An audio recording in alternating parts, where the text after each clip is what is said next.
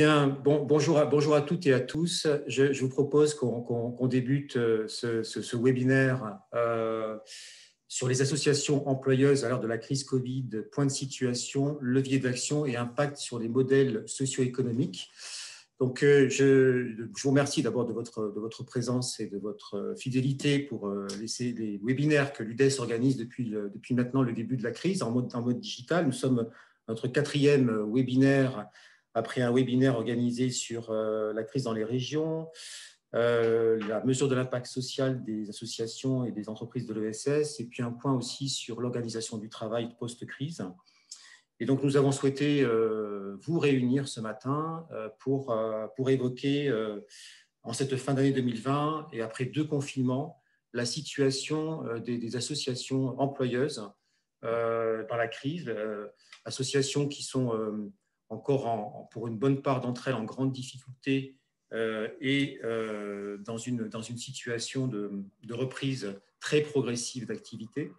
Et il nous est apparu important, en cette fin d'année, de faire un point de situation qui ne sera évidemment pas exhaustif. L'exercice est toujours un peu difficile, mais qui, en 2 heures, et c'est l'objectif que nous nous fixons, doit nous permettre à la fois de faire un petit diagnostic de situation, donner la parole donc aux représentants de l'État et aux acteurs accompagnateurs pour donner de la lisibilité sur les actions qui sont mises en place dans cette crise et en prévision de la sortie de crise, et puis évoquer l'avenir. Alors deux mots sur l'UDES pour ceux qui nous rejoignent ce matin et qui ne connaissent pas bien l'UDES, mais très rapidement. Donc l'UDES, c'est l'organisation patronale de l'économie sociale et solidaire qui regroupe 16 branches professionnelles dans ces secteurs associatifs, coopératifs, mutualistes et 23 syndicats membres.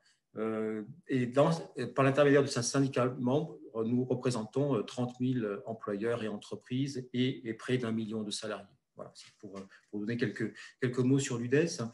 Avant de vous présenter le programme de cette matinée, un peu dans le détail et de vous expliquer comment les choses vont s'organiser, je voulais souligner que ce webinaire s'inscrit en partenariat avec AG2R La Mondiale, qui est notre partenaire de cette matinée et que je remercie tout particulièrement de son soutien sur les actions que nous menons ensemble, notamment sur l'accompagnement des associations et de leur modèle économique.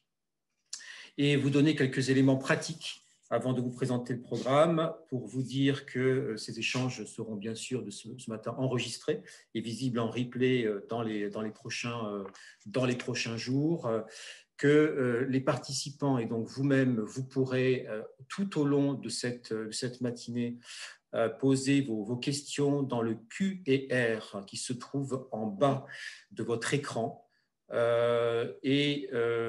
Vos questions seront donc prises et nos intervenants y répondront. Et bien entendu, si nous n'avons pas la possibilité de répondre à toutes les questions, on y répondra dans tous les cas dans les heures qui suivront le webinaire. Voilà, donc c'est pour vous expliquer un peu comment les choses vont se passer.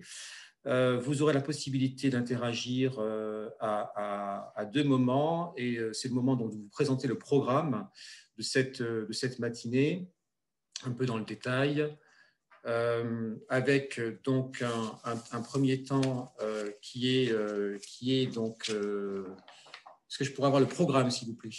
Merci. Dans un premier temps, donc je laisserai donc le soin à Hugues Widor, président de l'UDES, de nous dire 2 mots sur, un peu en préambule, sur où en sont les entreprises de l'économie sociale et solidaire dans la crise et quel est le rôle de l'UDES dans ce cadre-là. Je reviendrai ensuite assez brièvement, mais surtout pour donner la parole à 3 employeurs associatifs qui ont souhaité se prêter au jeu du témoignage pour nous donner leur vision de leurs difficultés, de leurs besoins dans la crise. Et donc, on entendra ces 3 témoignages avec aussi quelques éléments d'attente des employeurs en cette fin d'année 2020. Nous laisserons la parole ensuite, une fois ce diagnostic posé, à Pierre-Alain Sarthou, directeur du cabinet adjoint de la ministre Olivia Grégoire, chargé de l'économie sociale et solidaire et responsable, Et, et ensuite à Domiti de Martial, responsable du service développement commercial de France Active, qui tous deux nous éclaireront sur les actions, les démarches, les dispositifs et les outils qui sont à disposition des associations employeuses dans la crise et qui sont mobilisables par ces dernières. Nous aurons donc un point d'échange à l'issue de ces deux interventions et ensuite on terminera la matinée avec une question autour de la façon dont la crise invite ou pas, mais on posera la question à Eve Durchetti, donc responsable du développement en secteur économie sociale et solidaire à KPMG. Est-ce que la crise invite ou pas à repenser son modèle socio-économique quand on est une association employeuse? Donc on aura ce point de débat et d'échange en fin de matinée avec Eve Durchetti. Et puis nous terminerons par quelques questions-réponses sur ce sujet également avant de terminer nos travaux autour de midi. Voilà. Sans plus tarder, et si les choses ont été clairement indiquées, je vous propose de laisser la parole pour les premiers mots à Hugues Widor, président de l'UDES, qui va nous parler de l'impact de la crise Covid et du plan de relance et la place de l'UDES et des entreprises de l'ESS dans ce cadre. Merci Sébastien. Bonjour à tous. Je suis tout d'abord très heureux de vous accueillir pour ouvrir cette séquence sur l'impact de la crise sanitaire et sur les entreprises de l'ESS et du plan de relance. Je voudrais tout d'abord effectivement remercier l'ensemble de nos partenaires et en premier lieu Monsieur Pierre-Alain Sartou qui représente la secrétaire d'État à l'ESS, Madame Olivia Grégoire, avec qui nous avons des relations très importantes. J'y reviendrai. Et donc, qui est directeur adjoint de ce cabinet, chargé de l'économie sociale et solidaire et responsable. Je voudrais également saluer la présence de Martial, donc, qui est responsable du service Connexion Développement Commercial de France Active, et F. Durchetti, responsable du développement secteur économique et solidaire et social à KPMG. C'est important d'être avec nous pour nourrir nos travaux. Je voudrais également remercier l'ensemble des intervenants qui sont issus de nos adhérents, employeurs de l'ESS, et qui vont également témoigner, notamment dans la deuxième partie. Je voudrais également remercier l'ensemble de l'équipe de l'UDES, mais aussi les membres des syndicats employeurs et plus largement chacun d'entre vous de vous être mobilisés ce matin, puisque d'après les informations que nous avions, on est autour de 250 participants. Donc c'est une mobilisation forte, mais qui répond à une volonté et une ambition essentielle en temps de crise et en temps d'isolement de l'UDES, c'est d'apporter concrètement des réponses aux employeurs en précisant les solutions financières et les aides pour les soutenir. C'est ce qui mobilise notre union. Sébastien l'a rappelé, donc je ne vais pas développer, mais qui rassemble à travers 23 syndicats d'employeurs plus d'1 million de salariés. Pendant cette crise, comme toutes les entreprises, celles de l'ESS et notamment les associations n'ont pas été et ne sont pas épargnées par la crise. Et tous les secteurs sont impactés. Bien sûr, ceux qui ont été en première ligne, on va citer le domaine du care au sens large, ou ceux qui ont été ou sont encore pratiquement à l'arrêt, et notamment dans le sport, le tourisme social, on sait les dégâts que ça peut faire. Depuis le début de cette crise, l'UDES et l'ensemble de ses adhérents se sont mobilisés pour faire connaître au pouvoir public les difficultés rencontrées et y apporter des réponses concrètes. L'UDES identifie ainsi, via ses adhérents, les syndicats d'employeurs, le secteur mutualiste, coopératif, associatif, via ses délégations régionales, l'ensemble des difficultés rencontrées secteur par secteur, région par région, et les mesures d'aide qui sont mobilisées et celles qui ne le sont pas, pour informer, éclairer au mieux les responsables des politiques publiques. Ainsi, l'UDES participe aux cellules de crise organisées par Madame Olivia Grégoire, donc secrétaire d'État à l'ESS, qui ont lieu tous les 8 jours au ministère de l'économie et des finances. Et je voudrais saluer à ce stade l'implication de la secrétaire d'État à l'ESS et son cabinet dans cette période cruciale pour répondre aux difficultés des entreprises qui s'avèrent fort nombreuses et pour lesquelles elles se mobilisent constamment. L'UDES est aussi présente et mobilisée à la cellule de crise organisée par le secrétaire d'État chargé de la jeunesse et de l'engagement, Sarah El Haïry, au comité national du plan de relance qui est organisé une fois par mois sous l'autorité du Premier ministre et qui rassemble l'ensemble des partenaires sociaux, dont l'UDES, dont également les présidents de l'Association des régions de France, de l'Association des maires de France, de l'Association des départements de France. Et c'est important parce que se joue aussi sur les territoires un certain nombre de réponses adéquates, indispensables au secteur associatif, mutualiste, coopératif et plus globalement aux acteurs de l'économie sociale. Et c'est dans ce cadre que l'UDES est aussi présente dans les comités de suivi en région sous l'égide des préfets. Et les délégués régionaux de l'UDES participent dans 8 régions sur 12 pour témoigner des problématiques employeurs. Et je ne parle pas des relations des membres de l'UDES avec leur propre ministère de tutelle sectorielle, que ce soit dans l'insertion, dans la cohésion sociale, dans la santé, dans l'éducation, dans le sport. L'Union va également à la rencontre des élus, des parlementaires, des représentants des régions et des différents membres du gouvernement. En particulier, la semaine dernière, nous avions un rendez-vous avec Madame Klinkert, donc ministre de l'insertion, secrétaire d'État de l'insertion, avec lequel nous avons pu faire un point sur les différentes mesures dans ce domaine. Pendant cette crise, l'UDES, il faut le dire, a obtenu un certain nombre d'avancées. L'UDES s'est d'ailleurs au départ félicité d'une ligne dédiée à l'ESS d'1,3 milliard qu'elle souhaitait dans le plan de relance. L'UDES s'est aussi félicité d'avoir été entendue grâce à la mobilisation de Madame Grégoire pour soutenir les petites associations avec une enveloppe dédiée de 30 millions d'euros, petite structure associative qui rencontrait d'énormes difficultés pour être prise en compte ou en tout cas accéder à un certain nombre de dispositions.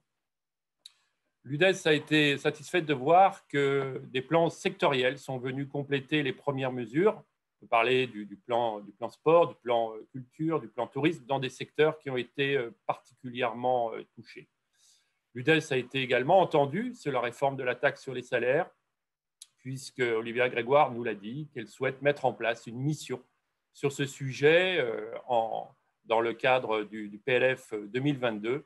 Il n'est pas logique que les entreprises commerciales bénéficient d'une baisse historique des impôts de production, alors que rien n'est prévu jusqu'alors pour le secteur associatif. Pour autant, même si ces avancées, ces mesures sont conséquentes, cela ne répond pas encore à toutes les problématiques identifiées. L'UDES poursuit ses efforts pour obtenir des mesures de soutien dans des secteurs encore en souffrance. Parler du médico-social, de l'aide à domicile, des radios libres, de l'animation, ou pour obtenir des compléments au plan de relance de l'ESS, ou pour faciliter l'accès au financement des associations, ou pour encore développer de nouvelles politiques en termes d'emploi, comme des mesures concernant les jeunes qualifiés. On a souhaité développer ce qu'on appelle des emplois boost pour accompagner le développement des structures associatives dans toute une série d'actions et de domaines. Sur tous ces sujets, des actions sont en cours et comme vous le voyez, des résultats sont encore attendus. L'UDES qui est pleinement engagé de façon continue et à tous les niveaux de son organisation, en lien avec l'ensemble des syndicats d'employeurs et de ses délégués régionaux qui sont tous mobilisés. L'enjeu est d'abord de permettre le maintien et le développement de l'action poursuivie sur les territoires, des actions essentielles au prendre soin, à la cohésion sociale, à la vie économique de notre pays. Car les entreprises de l'ESS, c'est notre conviction, et preuve en a été faite, sont essentielles et sont incontournables. Je laisse maintenant la parole à Sébastien Darrigrand, donc directeur général de l'UDES, pour intervenir sur les difficultés des entreprises et présenter un certain nombre de témoignages qui vont illustrer de quelle façon ces secteurs et ces entreprises vivent aujourd'hui la crise. Je vous remercie. Merci Hugues. Euh, Merci pour ces propos. Je vais revenir sur certains points un peu en détail, justement sur la façon dont nos associations vivent la situation actuelle. Au fond, on ne peut pas être exhaustif parce qu'il nous faudrait sans doute bien plus qu'une matinée pour faire l'état des situations point par point de l'ensemble des associations dans ce pays. Donc, on a souhaité faire une forme de typologie, en réalité, sur la base notamment des remontées de nos adhérents, qui n'a pas vocation à être exhaustive, mais qui a vocation à donner des clés et une vision un peu globale des situations que nous rencontrons. Et on peut dire qu'il y a une typologie de trois types d'associations aujourd'hui dans la crise en cette fin d'année. Des secteurs qui sont encore à l'arrêt, quasi total ou total d'activité, des secteurs qui sont en reprise partielle d'activité et des secteurs qui, depuis le début de la crise, sont en continuité d'activité, mais avec des problématiques qui leur sont propres. Alors, je vous propose de zoomer sur ces trois niveaux d'approche en laissant à chaque moment et à chaque fois la parole à un employeur de nos réseaux qui viendra témoigner de sa situation dans la crise.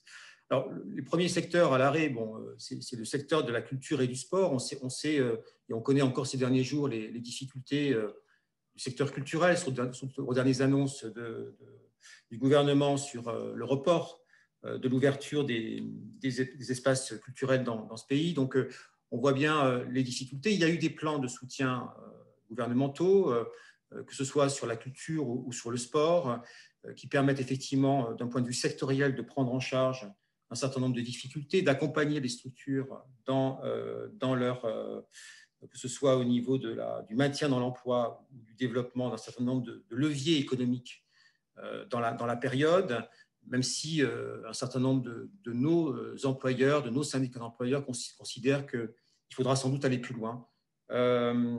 Surtout si la crise se prolonge, ce que nous, évidemment, nous n'espérons pas, mais en tout cas en prévision de ce qui pourrait se passer en début d'année prochaine. Notamment une mesure qui est à prendre en considération aujourd'hui et qui pose la question en cette fin d'année de façon un peu structurelle de ce que vivent ces secteurs de la culture et du sport, une baisse importante des adhésions dans le cadre des associations qui agissent dans ces secteurs-là, adhésions qui normalement ont lieu à la rentrée de septembre et qui évidemment impactent très fortement les modèles, ce soit les questions de billetterie, les questions d'accompagnement des structures dans lesquelles des affiliations, des licences. Et par conséquent, tout ça aura des impacts. Et la question qui est posée, notamment dans ces secteurs-là, c'est la question de la relance de la demande, qui est assez, que nous voyons émerger très fortement pour relancer, en quelque sorte, en début d'année prochaine, et le plus rapidement possible, l'appétence pour se réaffilier à des associations dont nos concitoyens ont, en période de confinement, n'ont pas jugé forcément utile. On peut comprendre pourquoi et pour les raisons pour lesquelles elles ne se sont pas affiliées, mais voilà, il y a quand même encore aujourd'hui des vraies difficultés par rapport à ça. Alors, pour illustrer ces secteurs qui sont aujourd'hui à l'arrêt, on a souhaité donner la parole à Bastien Algouzi, qui est le manager général de l'association PSG Handball, l'association PSG Handball, c'est le deuxième club national de handball et le premier club d'Île-de-France. Elle compte 600 adhérents, 700 licenciés, 16 salariés. Et cette association est donc adhérente du Cosmos, qui est un syndicat d'employeurs membre de l'UDES. Et on va donc laisser la parole de suite à Bastien Algouzi pour nous faire un point sur la façon dont son association et son secteur vit la période actuelle.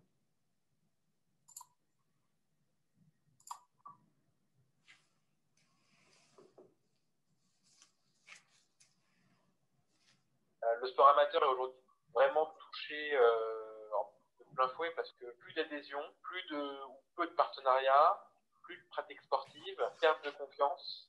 Quelles sont les répercussions par rapport à la situation de Paris Saint-Germain Handball? Elles sont multiples. Aujourd'hui, on a une perte d'adhérents qui est à date de l'ordre de 5%. Nous avions 718 licences l'an dernier, on est à 582 cette année. Et aujourd'hui, on est dans une incertitude assez forte.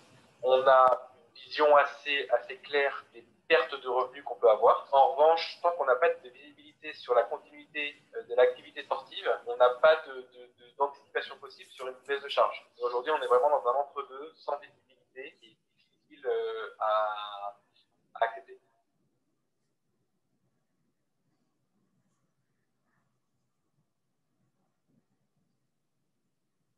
Les mesures gouvernementales aujourd'hui, pour le secteur associatif comme le nôtre, elles sont assez difficiles à mettre en œuvre. Il y en a une qui est assez simple, c'est l'activité partielle. Nous avons des éducateurs qui sont sur le terrain, les gymnases étant fermés, il n'y a pas d'activité possible. On leur donne quelques heures pour garder le lien, pour garder le contact avec les adhérents. L'objectif qu'on leur a donné, c'est de maintenir ce lien. Activité partielle pour 95% des salariés, mais 95% c'est de leur temps de travail. Pour le reste des dispositifs, ils sont très difficilement mobilisables, notamment le fonds de solidarité. Entre le mois de juin et le mois de septembre, les gens ont eu confiance et par conséquent, les chiffres jusqu'en septembre ont été bons. Comme on a eu une bonne campagne d'adhésion, nous ne sommes pas éligibles aujourd'hui à ces dispositifs. En plus de cela, nous ne sommes pas considérés comme fermés administrativement. Donc, nous ne pouvons pas activer ce deuxième levier qui est de dire, au-delà de la perte du chiffre d'affaires, nous avons une fermeture administrative. La mobilisation des deux principaux dispositifs gouvernementaux sont difficiles pour l'un et plutôt faciles pour l'autre.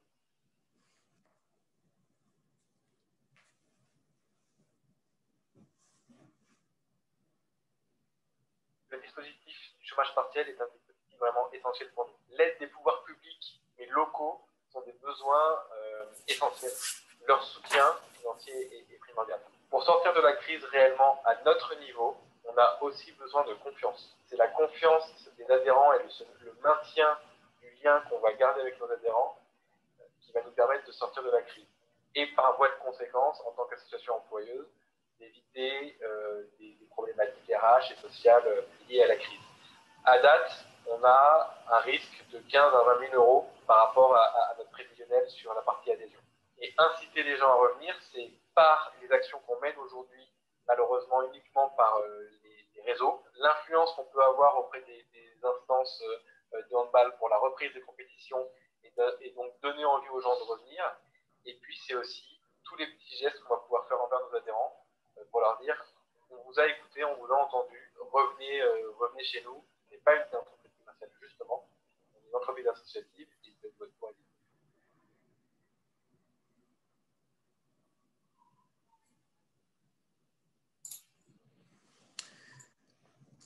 Voilà, je reprends la parole suite à ce témoignage qui illustre très bien les difficultés aujourd'hui du secteur sportif dans la crise. Même si l'association Paris Saint-Germain Handball profite sans doute de la marque Paris Saint-Germain, mais sans doute faut-il souligner pour autant les difficultés de mobilisation des outils. Et ce que je retiens également, c'est la question de la baisse très importante des licences et des affiliés dans la période. Alors pour poursuivre la présentation là-dessus, je vous propose maintenant de passer au secteur qu'on va qualifier en reprise partielle d'activité, notamment parce que depuis la rentrée de septembre et avec la reprise des écoles, et notamment c'est tout le secteur du périscolaire, des loisirs périscolaires, de l'animation, de l'éducation populaire. Malgré tout, avec dans ce secteur-là également une baisse très importante des adhésions de 25 à 30%, des plans sectoriels pour soutenir notamment les colonies de vacances ou la trésorerie des associations, mais qui sont peut-être arrivés un peu tard. Ce qui est à noter dans ce secteur, c'est que les dispositifs qui sont mobilisables aujourd'hui ne correspondent pas toujours aux besoins des structures et n'ont pas toujours été mobilisés parce que là, c'est une question autour de la communication de ces dispositifs, l'ingénierie nécessaire pour y accéder, ou tout simplement des problèmes qui soient de nature technique qui n'ont pas pu, qui ont pas pu permettre aux associations d'y accéder. Je pense notamment au Fonds de solidarité, qui encore dernièrement a été assez peu mobilisé par un certain nombre d'associations au regard de codes APE qui n'étaient pas adaptés ou de déclarations qui devaient se faire par l'intermédiaire du numéro fiscal du dirigeant associatif bénévole. Et donc, il y a eu des difficultés. Pour autant, ce secteur-là aussi est en demande d'une relance de l'activité par la réaffiliation, donc en ce début d'année 2021, notamment à travers sur des campagnes de communication et probablement à l'image de ce qui a été fait sur le pass culture ou le passeport, peut-être travailler sur une dimension qui pourrait permettre de relancer la demande en direction de l'éducation populaire et de l'animation. Sur le secteur du tourisme social et familial, on est sur une problématique qui est assez proche, même si l'activité a été très, très, très fortement impactée, notamment dans le secteur du tourisme adapté. Mais là, c'est plus de 50% de l'activité qui est touchée, qui est encore touchée aujourd'hui, avec un vrai problème aujourd'hui qui est celui de la saison d'hiver, avec la réouverture partielle des stations de ski, avec l'impact sur l'hôtellerie, les locations, qui évidemment impactent ce secteur-là de façon très forte. Et des aides de l'État qui sont mobilisables, mais avec des formes de difficultés, là encore, au regard des spécificités d'activité. Alors, sur ce sujet et sur ces secteurs en reprise partielle d'activité, je vous propose d'entendre le témoignage de Serge Magna, qui est président du groupe Ternelia Vacances Actives, qui est une organisation du tourisme social et familial, qui est adhérent du CNEA, membre de l'UDES, et qui représente 61 villages vacances, plus de 800 collaborateurs en saison et 63 millions de chiffres d'affaires, une association assez importante du tourisme social et familial. Et donc, on va l'écouter sur ces problématiques dans la crise.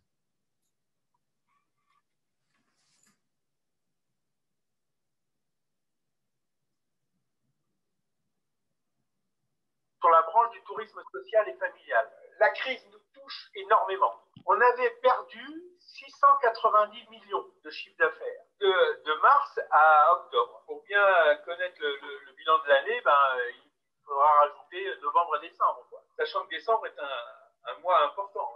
Pour ce qui concerne Ternelia, sur les villages de montagne, l'été a limité la casse et l'année 2020 sera moins mauvaise que prévu. Par contre, pour les villages de bord de lac de bord de mer, ça va être très dur parce qu'ils ont perdu près de 60% de leur chiffre d'affaires par manque de groupes au printemps et à l'automne. La vraie inquiétude pour nous, c'est 2021 parce qu'effectivement, pour l'instant, nous sommes dans l'inconnu.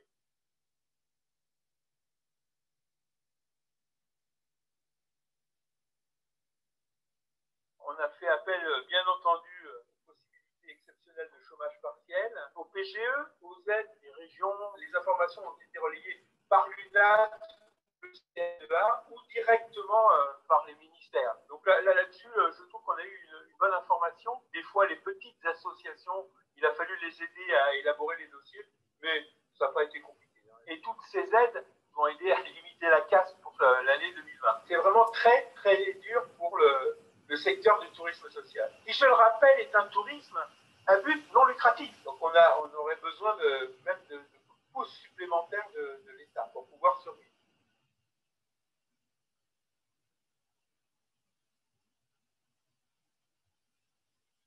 Eh bien, ce serait bien qu'on puisse réouvrir nos établissements et travailler correctement. Nous avons mis en place toutes les mesures sanitaires, mais ça, on avait l'habitude de le faire. Bien entendu, les distanciations sociales étaient préparées et ont pu être observées cet été, mais pour autant, la première des choses pour nous, ce serait d'ouvrir à Noël, par exemple, pour les centres de montagne. C'est une catastrophe.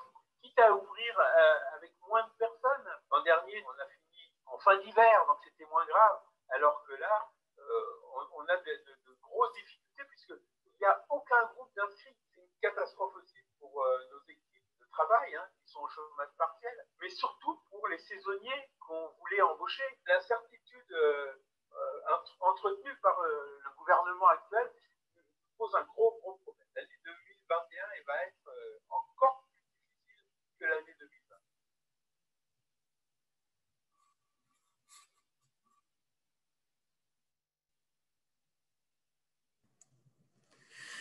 Voilà, l'année 2021 va être encore plus difficile que l'année 2020, dit ce dirigeant associatif. Ça donne le ton des difficultés qui sont encore celles de nos entreprises et nos associations dans le contexte. Je vous propose de passer maintenant donc au troisième secteur dans notre typologie d'activité et d'action. Donc, c'est les secteurs en continuité d'activité qui ne se sont jamais arrêtés ou de façon très partielle depuis le premier confinement. Ce sont les métiers de l'accompagnement, du lien social en direction des personnes fragiles, personnes âgées, personnes en situation de handicap, protection de l'enfance. Donc, ces secteurs-là nous disent tous aujourd'hui les difficultés qu'ils ont sur l'attractivité de leur métier, avec des tensions très fortes sur des difficultés de recrutement, des personnels qui sont fatigués, des difficultés dans la sécurité et de la responsabilité de l'employeur sur la sécurité des salariés en intervention, et puis avec des formes d'incohérence qu'on retrouve à la fois sur des situations hétérogènes entre l'État, les départements, sur des manques de cohérence, sur des consignes qui peuvent être données entre ministères, notamment sur la gestion des ouvertures des établissements, entre le ministère de la Santé, le ministère de l'Éducation nationale. C'est le cas des instituts pour personnes en situation de handicap, notamment les IME, où on a eu ce retour de façon très importante sur des difficultés, des problèmes de cohérence. Et puis, ce qui ressort assez fortement des secteurs du médico-social et de l'aide des soins à domicile, c'est que sur les Ségur de la santé, le compte n'y est pas. C'est-à-dire qu'il y a encore des marges de manœuvre importantes pour que ces secteurs soient pris en compte dans le cadre des problématiques de santé, de développement de cette société du care que tout le monde appelle de ses voeux et qui est une société qui émerge très fortement dans cette crise et pour autant avec encore des vraies difficultés pour accompagner les politiques sociales en direction des personnes fragiles, que ce soit pour la revalorisation des métiers, des salaires, ou que ce soit pour le soutien au développement des structures. Donc, sur ce secteur, ou sur ces secteurs, je vous propose d'écouter le témoignage de Jean-Claude Garcia, qui est le directeur d'Orialis, qui est une association d'aide à domicile implantée à Lunel, en Occitanie, membre du réseau ADEDOM, qui est membre de l'UDES. Orialis accompagne 650 personnes et notamment et principalement des personnes âgées dépendantes et emploie 130 salariés.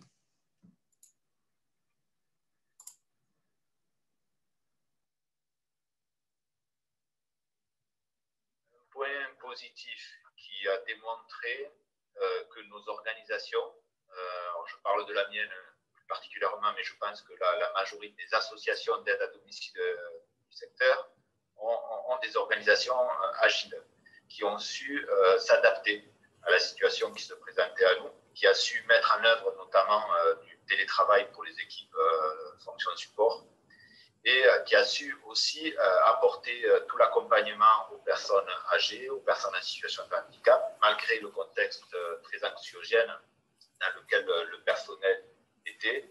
En ce qui nous concerne, nous avons maintenu 50% des accompagnements à domicile sur des actes essentiels principalement et pour des personnes qui étaient les plus isolées.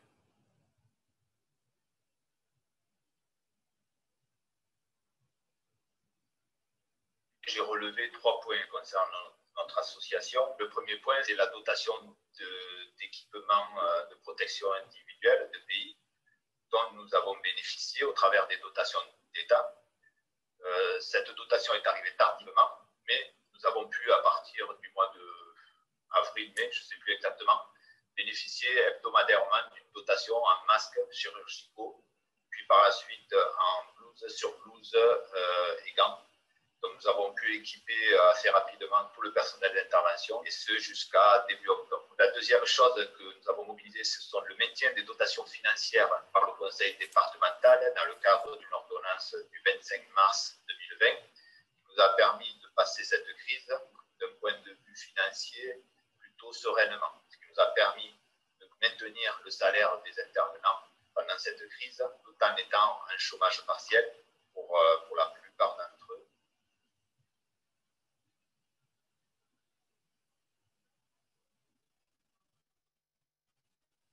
Je crois qu'il y a urgence de reconnaître l'utilité des métiers de l'aide à domicile, au vu de la difficulté que notre secteur a à recruter.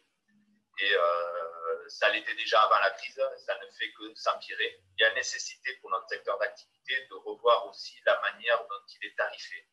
Je crois que le financement aujourd'hui, à l'heure de nos activités, est complètement dépassé. Il ne correspond plus à la réalité des besoins des personnes que nous accompagnons, des personnes âgées, les situations de handicap. Je crois qu'il y a un problème d'équité territoriale dans la gestion de la prise en charge des personnes âgées à domicile. Les départementaux, par leur libre administration, font la politique qu'ils souhaitent sur les départements. Et on voit que celle-ci, elle est complètement disparate d'un département à l'autre, de gouvernance, dont le souci serait de traiter toutes les personnes âgées et en situation de handicap de la même manière sur tout le territoire français.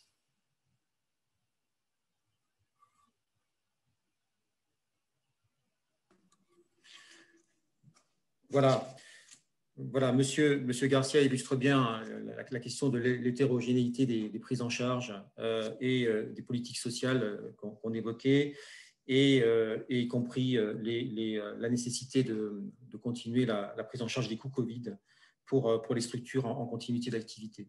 Pour terminer cette séquence, et avant de laisser la parole à Pierre-Alain Sarthou de suite, je vous propose de faire un point juste très rapidement sur les attentes de nos employeurs dans la période qui est celle que nous vivons aujourd'hui. Donc, ça permettra d'ailleurs à Pierre-Alain peut-être de rebondir sur un certain nombre de ces points. Et les demandes qui sont encore celles de nos employeurs associatifs en cette fin d'année 2020. La question des plans de relance, qui sont notamment par la demande, à l'image de ce qui a été mis en place sur le passeport, avec la prise en charge du coût partiel des licences, et ceci dans l'éducation populaire et les loisirs. C'est une demande forte, la relance par la demande. Une prolongation du chômage partiel au moins jusqu'au 31 janvier 2021, pardon, c'est 2021, c'est pas 2020, mais qui semble acté, mais sur lequel on attend des précisions. Un renforcement des solutions sur les prêts, notamment sur l'accompagnement des trésoreries et des fonds propres des structures en quasi-fonds propres. On sait qu'aujourd'hui, il y a des propositions qui sont sur la table, mais qui nécessitent sans doute d'arriver au bout de la chaîne de l'employeur associatif de proximité qui n'a pas forcément conscience de la réalité de ce qui est mis en place actuellement sur ces questions de prêts en quasi-fonds propres pour les structures associatives. Un accompagnement à l'ingénierie sur la levée de fonds et la gestion de projet. On sait que aujourd'hui, c'est une vraie demande aujourd'hui que les structures fédératives, mais aussi l'État, puissent mettre en place des dispositifs d'accompagnement des associations pour leur permettre d'être plus agiles sur la connaissance et la levée de fonds. La mise en place d'un fonds de compensation de la perte d'activité pour les questions du sport et des activités de loisirs, notamment en fonction des jauges.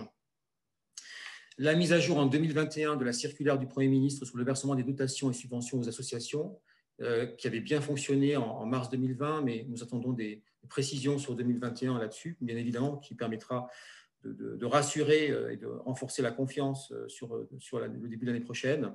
La prise en charge des coûts Covid sur les équipements de protection, et enfin un fonds de soutien d'urgence pour accompagner les ESAT qui ont été et qui restent encore très impactés, notamment les ESAT qui existent dans le secteur du tourisme, de la culture ou de la restauration, qui sont aujourd'hui hors radar des plans sectoriels pour les activités que je viens de citer. Voilà, je vais arrêter mon propos là, et ça me permet de faire une transition toute trouvée en fonction de ces attentes avec l'intervention de Pierre-Alain Sarthou, donc directeur adjoint de cabinet de Madame Grégoire, à qui je laisse la parole maintenant pour lui permettre de nous répondre à la fois à ce diagnostic et puis aux attentes qui émergent en cette fin d'année 2020. Merci beaucoup Sébastien, bonjour à tous. Je voulais peut-être commencer par remercier le président Hugues Widor qui, dans son introduction, a eu des mots très aimables pour la ministre, qui en effet, pour être complètement transparent avec vous, à partir du moment où la deuxième vague est intervenue, à partir du mois de novembre, nous a réunis en cabinet et nous a dit, à partir de maintenant, j'aimerais que la quasi-intégralité de l'action de ce secrétariat d'État soit tournée sur comment on fait pour gérer la crise, comment on fait pour apporter les meilleures solutions possibles aux associations et aux structures de l'ESS, comment on les aide à mobiliser les aides qui sont existantes. Et je crois que depuis 2 mois, on mène un travail vraiment intense, un travail acharné au bénéfice de toutes les associations qui éprouvent des difficultés dans cette crise. Donc, je vais profiter de cette intervention peut-être pour faire un panorama de tout ce qu'on a réalisé au secrétariat d'État sur le sujet, avant de rebondir également sur les précieux témoignages qui ont été abordés dans le début du webinaire et qui, en fait, pour les 3 secteurs, sont vraiment des cas typiques des difficultés qui nous ont déjà été remontées de la part de nombreuses associations et qui démontrent plusieurs choses. Elles démontrent d'une part la grande hétérogénéité des situations dans le milieu associatif. En fait, nous, ce qu'on remarque, c'est que beaucoup d'associations sont confrontées à des cas très particuliers, des situations qui sont assez originales, parfois très mal connues par l'administration. Je pense notamment à toutes les structures du tourisme social. Donc là, on a eu de longues discussions avec l'UNAT pour faire en sorte que ces structures soient davantage soutenues. Et en 2 mots, le travail du secrétariat d'État a été celui d'essayer de faire la passerelle entre un écosystème des associations qui ont leurs particularités, qui ont chacune leurs difficultés propres, qui n'ont parfois pas l'habitude aussi d'aller réclamer des aides là où elles se situent. Je pense notamment, j'y reviendrai, mais au fonds de solidarité, qui suppose parfois, lorsqu'il y a un problème, d'aller voir sa direction départementale des finances publiques.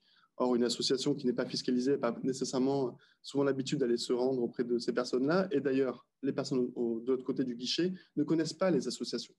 Donc là, on a vraiment une difficulté ici d'acculturation de l'administration sur les problématiques des associations. Donc nous, c'est le rôle qu'on a endossé. C'est ce qu'on a essayé de faire avec la ministre. C'est comment faire en sorte que, à la fois, on passe le message dans tout le tissu associatif, des associations employeuses en particulier, que l'ensemble des aides qui ont été prévues pour les entreprises par l'État, par le ministère de l'économie en particulier, les prêts garantis par l'État, le fonds de solidarité, le chômage partiel, les reports et les exonérations de charges sociales pour les associations qui sont concernées, tout cela est évidemment d'emblée et nativement, sans qu'il y ait de choses à faire particulièrement, tout cela doit pouvoir bénéficier aux associations. Ça, c'est un message que la ministre martèle. Elle le martèle toutes les semaines. On constate aujourd'hui qu'il faut véritablement qu'on arrive à diffuser ce message encore plus largement. Donc, j'y reviendrai, mais on a mis en place un panel de solutions pour que l'ensemble de ces mesures soit bien connu. Et puis, d'un autre côté, on a dû également faire en sorte que l'administration connaisse mieux les particularités des associations, puisse bénéficier des aides telles qu'elles y ont droit, parce que c'est une chose de dire, théoriquement, toutes les associations, à partir du moment où elles ont au moins un employé, à partir du moment où elles sont fiscalisées et qu'elles subissent une perte de chiffre d'affaires ou qu'elles sont fermées administrativement, elles bénéficient du fonds de solidarité. Très bien. Mais c'est une chose de le dire comme ça en public, mais en pratique, on a constaté que de nombreuses associations tout simplement se heurtaient à des difficultés d'administration qui leur expliquaient que non, ce n'était pas possible, que non, elles étaient mal cartographiées, mal répertoriées. C'est le cas, Sébastien connaît ça bien, on en a beaucoup parlé, des codes NAF et des codes APE, qui sont des codes administratifs et qui parfois, dans certaines administrations, ont servi de prétexte pour dire à l'association, ben non, je suis désolé, vous n'avez pas le droit au fonds de solidarité. Ben, c'est faux.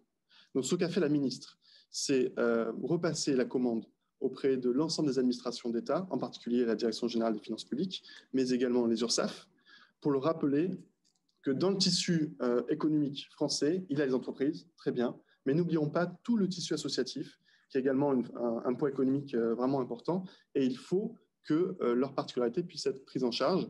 Et je crois, alors sous réserve de ce que vous pourrez peut-être remonter dans les questions, mais en tout cas, moi ici à Bercy, je vois souvent remonter des cas de déblocage où en gros, nous avons dû intervenir et l'association, après qu'on ait pu intervenir, est revenue vers nous en nous disant ben oui, c'est bon, ça s'est débloqué, vous aviez raison, on avait bien le droit au fonds de solidarité. Donc ça, j'aimerais vraiment que ce soit un message qui soit passé pour l'ensemble des participants à ce webinaire, c'est que toutes les aides qui sont aujourd'hui présentées comme des aides aux entreprises sont aussi des aides pour les associations. Pourquoi j'insiste aussi lourdement? J'insiste aussi lourdement parce que, en termes de diagnostic, en termes de constat, la situation nous paraît complexe. J'ai des données que je vais vous livrer concernant le fonds de solidarité. Il faut savoir que fin novembre, le fonds de solidarité a décaissé 6,5 milliards d'euros d'aide pour l'ensemble des entreprises, associations comprises. 6,5 milliards d'euros. Ça a bénéficié à 1,7 million d'entreprises. Le nombre d'associations, c'est une demande que j'ai faite auprès de la Direction générale des finances publiques, de me remonter ces statistiques. Le nombre d'associations qui ont bénéficié du fonds de solidarité, 15 522, pour un montant total de 74 millions et 400 000 euros, soit à peine 1,1% du total du fonds de solidarité. Donc en fait, ce qu'on constate, c'est que malgré le fait que le fonds de solidarité soit ouvert à toutes les associations employeuses, en réalité, il y a un fort taux de non-recours. Les associations n'y vont pas, n'y recourent pas, soit parce qu'elles estiment que, soit parce qu'elles ne savent pas qu'elles y ont droit, soit parce qu'elles pensent qu'elles n'en ont pas besoin, notamment, je pense aux associations sportives qui, pour certaines d'entre elles, pas toutes évidemment, mais certaines d'entre elles ont connu un niveau d'adhésion relativement stable, alors qu'en fait, il faudrait qu'elles puissent y accéder. Et enfin, peut-être aussi un phénomène d'auto-sélection d'associations qui disent non, mais ça, c'est pas pour moi, j'ai pas l'habitude d'aller demander des aides, c'est pas quelque chose que j'ai coutume de faire. Je pense, Sébastien en parlait, mais à des dirigeants bénévoles qui n'ont pas forcément ni le temps, ni forcément la volonté d'aller faire 5 ou 6 guichets d'administration pour réclamer des aides pour leur association. Mais voilà, là, on a ce constat-là sur le fait que qu'au niveau très macro, le fonds de solidarité n'est pas suffisamment utilisé. Et par ailleurs, nous avons travaillé avec plusieurs parlementaires qui nous ont rendu un travail très intéressant cette semaine sur un échantillon de 260 associations et sur comment, en gros, elles ont fait face à la crise. Donc finalement, c'est un peu la même chose que les 3 témoignages qu'on a vus tout à l'heure, à une échelle un peu plus élevée avec des données consolidées. Les 3 secteurs qui sont les plus représentatifs sont la culture, les loisirs et le sport. Donc 262 associations qui ont répondu. On constate notamment que sur les adhésions, 40% des associations qui ont été sondées ont connu une baisse d'adhésion.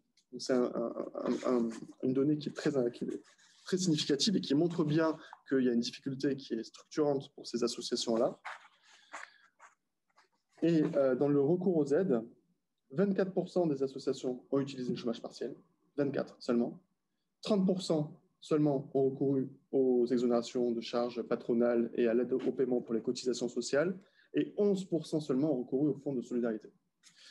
Donc, c'est trop peu, c'est vraiment trop peu. Nous, ici au secrétariat d'État, on fait tout ce qui est en notre pouvoir pour essayer de faire en sorte que davantage d'associations recourent au fonds de solidarité.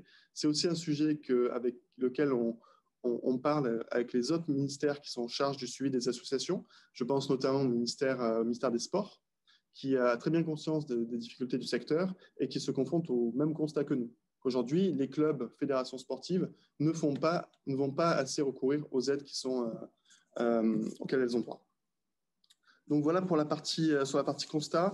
Je vais peut-être en quelques minutes simplement rappeler tout ce qui existe aujourd'hui pour les associations. J'ai évoqué la partie de la subvention du fonds de solidarité. C'est vraiment l'aide principale parce que c'est à la fois facile à obtenir et puis à partir du moment où vous êtes dans une situation objective, où vous êtes soit fermé, soit vous avez subi une perte de chiffre d'affaires. Alors simplement là-dessus, peut-être un point de méthode. Donc comme vous savez, le fonds de solidarité a été lancé en mars et on le calcule à partir du chiffre d'affaires. Évidemment, le chiffre d'affaires pour une association, ça n'a pas de sens. Il n'y a pas de chiffre d'affaires. Donc, ce qu'on a fait côté administration, c'est qu'on a créé un chiffre d'affaires associatif qui est en fait une sorte de simplement de calcul tout bête, qui est l'ensemble des recettes d'une association sur lesquelles on retranche les dons et les subventions publiques. Et ça constitue le chiffre d'affaires associatif. Et si on observe que ce chiffre d'affaires-là est en baisse par rapport à 2019, donc imaginons, vous êtes au mois de novembre 2020, pardon, vous avez constaté une perte de votre chiffre d'affaires, donc vous devez le calculer, soit par rapport à l'ensemble du chiffre d'affaires annualisé de 2019, soit par rapport, si c'est plus avantageux pour vous, au chiffre d'affaires de novembre 2019. Si vous arrivez à montrer que vous avez subi une perte de chiffre d'affaires, vous avez le fonds de solidarité. C'est très facile à obtenir et vous en bénéficiez pour novembre, vous en bénéficiez pour décembre, il existe également pour octobre et il sera prolongé en janvier, peu ou prou selon les mêmes modalités que le fonds de solidarité du deuxième confinement. L'activité partielle, comme on l'a entendu dans les témoignages, c'est quelque chose qui est très facile à obtenir. Et les associations, je crois, ont assez largement utilisé cet outil-là qui permet de mettre que l'État en gros prenne en charge la quasi-totalité des salaires du personnel salarié des associations. Donc, je n'y passerai pas beaucoup plus de temps. Il y a évidemment la question des prêts, des avances remboursables, le fameux PGE, le prêt garanti par l'État, et puis le prêt direct de l'État qui en fait fonctionne sous forme d'avance remboursable pour les associations, les entreprises et les associations qui n'ont pas arrivé à trouver une solution de financement viable. Sur les PGE, on sait que ce n'est pas forcément un outil qui est particulièrement adéquat pour une association, pour deux raisons. D'une part, les associations à but non lucratif, évidemment, n'ont pas souvent un niveau de fonds propres, une trésorerie qui permettrait de pouvoir aller voir son banquier et les convaincre d'obtenir un prêt. Ce n'est pas forcément un modèle économique où globalement l'endettement est une bonne solution. Donc ça, on a compris ce constat-là. C'est pour ça qu'on insiste beaucoup sur le fonds de solidarité. Néanmoins, comme l'a rappelé le deuxième témoin sur une association touristique qui était quand même de plus grande ampleur, nous, on parle beaucoup aux petites associations qui ont du mal à trouver et à débloquer les aides. Évidemment, les plus grosses associations qui sont mieux armées en termes d'ingénierie juridique, d'ingénierie financière, elles savent mobiliser ces aides-là, ont des partenaires bancaires avec qui elles travaillent bien et, comme ça a été montré dans la vidéo, ont pu avoir accès au PGE. Et je pense aussi que notamment le PSG handball a une taille qui est suffisante peut-être pour qu'il puisse y avoir un PGE qui puisse être une des réponses à leur problématique. Je pense qu'ils ont l'envergure suffisante pour que le PGE puisse être une bonne solution. Il existe un autre fonds dont j'aimerais parler parce qu'il a été créé à l'initiative de la ministre, Olivia Grégoire. C'est le fonds d'urgence, Urgence ESS, qui a été doté, on l'a adopté de 30 millions d'euros à l'initiative d'Olivia Grégoire et qui va viser dès début 2021 à fournir des subventions aux associations. Globalement, on vise, comme je le disais tout à l'heure, les petites associations de moins de 10 salariés et on va essayer de faire en sorte de cibler les associations qui ont justement eu le plus de mal à mobiliser les aides existantes. Si pour une raison X ou Y, vous n'êtes pas arrivé à obtenir le fonds de solidarité, les PGE, ça n'a pas marché parce que les banques sont frileuses à aider les associations. Si les prêts directs de l'État qu'on peut mobiliser auprès des co-défis dans le département, ça n'a pas fonctionné. Bref, si l'association n'a pas eu de solution, le fonds Urgence ESS sera à leur disposition. Il y aura un opérateur qui sera désigné par appel d'offres et qui sera un réseau, qui aura un réseau sur l'ensemble du territoire. Ça sera l'interlocuteur principal des associations.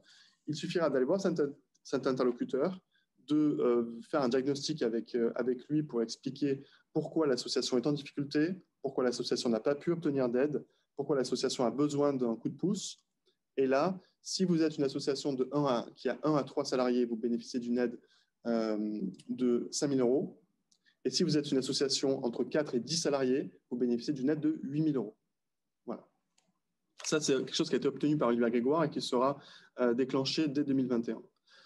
Pour répondre d'ailleurs à une des interpellations de l'UDES sur les mesures qui sont intéressantes à mettre en œuvre, il y a la question de l'accompagnement, il y a la question de l'ingénierie, comment on fait pour qu'une association puisse aller chercher les aides, puisse faire des levées de fonds.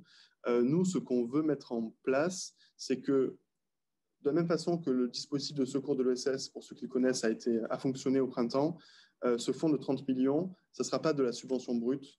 Il y aura pour les associations qui en ont besoin ou qui en auraient la volonté, un accompagnement personnalisé du dispositif local d'accompagnement, le DLA, vous connaissez tous, et qui, pour effectuer cette mission et pour faire en sorte qu'un maximum d'associations puissent être couvertes par le DLA, la ministre a annoncé la semaine dernière un renforcement de 3 millions d'euros du budget du DLA pour que précisément on puisse avoir un maximum d'associations qui puissent être accompagnées dans leur développement économique, dans leurs projets financiers, dans tout simplement des questions d'ingénierie. Comment je fais pour aller mobiliser les aides de l'État? Comment je fais pour aller mobiliser les aides de France Relance? Et c'est peut-être là-dessus, parce que le temps passe, mais j'aimerais quand même y consacrer 2 minutes. Il y a quelque chose que je voulais signaler, c'est que l'urgence de la crise va être bientôt derrière nous. Les aides de l'État vont se poursuivre, notamment le Fonds de solidarité. L'activité partielle en janvier va évidemment se poursuivre. Puis les dispositifs vont s'éteindre progressivement jusqu'au printemps.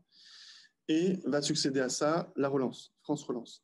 Il est très important qu'un maximum d'associations puissent bénéficier des aides de France Relance. Il y a aujourd'hui 100 milliards d'euros en général. Nous, on estime que 1,3 milliard vont pouvoir aller directement dans les structures de l'ESS.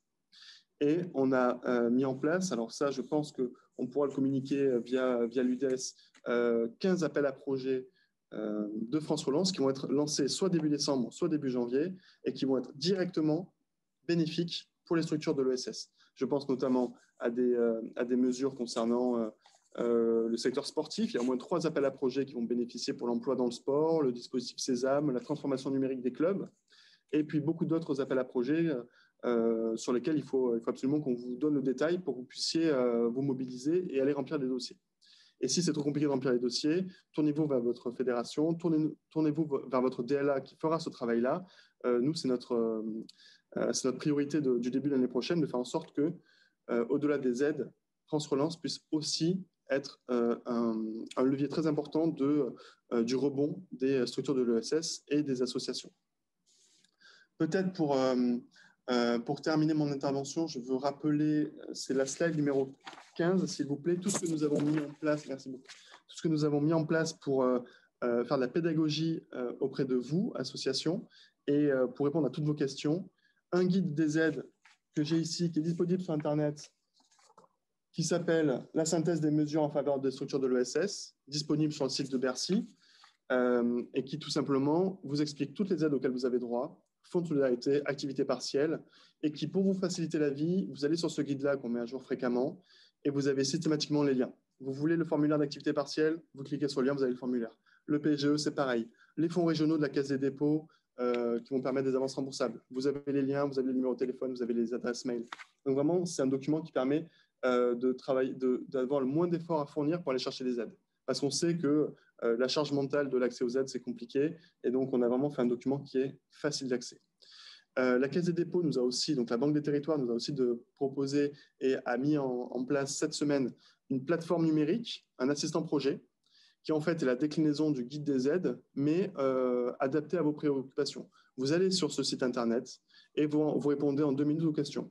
Vous êtes une association, vous avez moins de 5 salariés, vous êtes dans le secteur du tourisme, vous êtes aujourd'hui fermé administrativement, vous avez subi une perte de chiffre d'affaires. Sur cette plateforme, avec l'assistant projet, vous avez l'ensemble des aides auxquelles vous avez droit qui sont répertoriées. Si cela ne suffit pas, il y a 2 solutions pour essayer de prendre en compte vos particularités, essayer de prendre en compte vos questions et les obstacles que vous rencontrez. Une adresse mail qui atterrit directement chez nous, au cabinet d'Olivier Grégoire.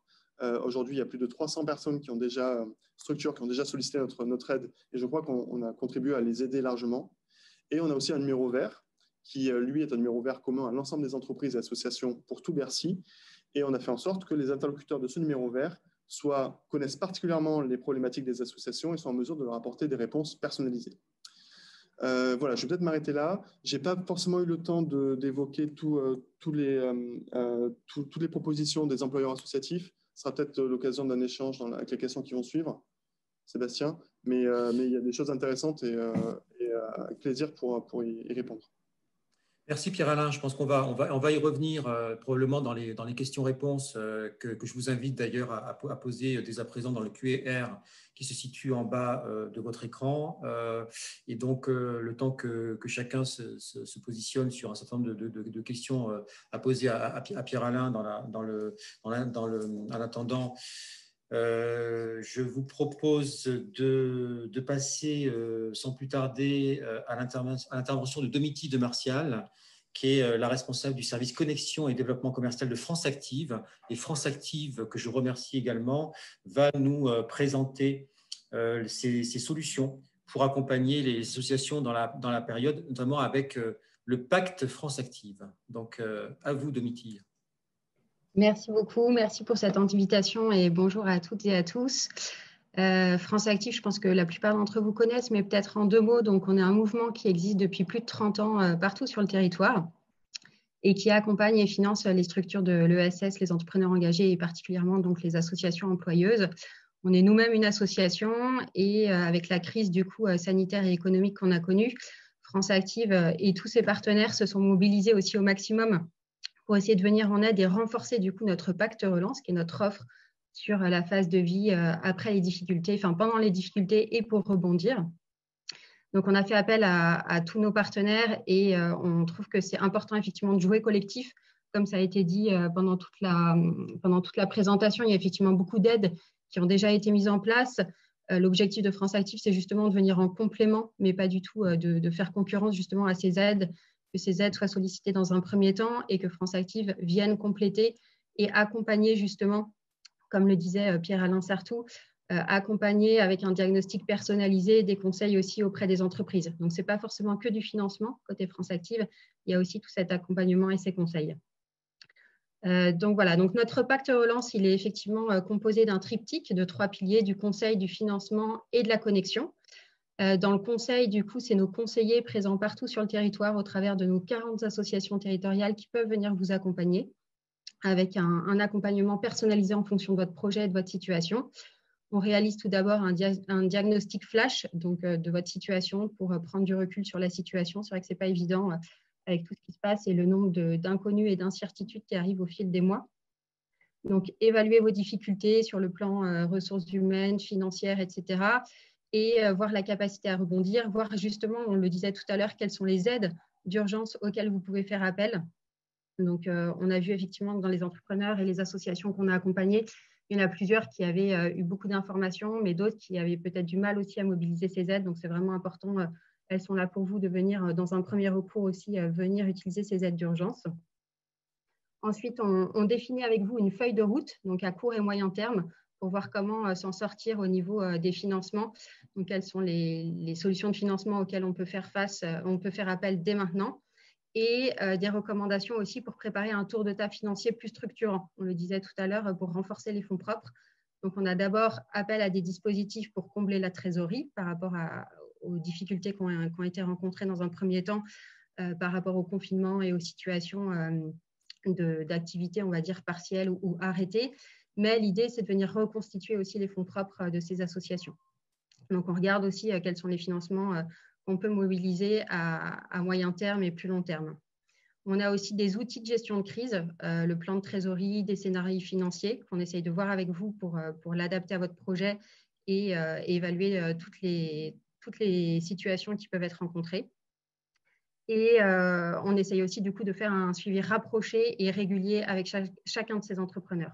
Donc, c'est vraiment un accompagnement personnalisé, sur mesure, quand c'est possible en rencontre physique, mais sinon aussi, du coup, c'est possible à distance par nos conseillers.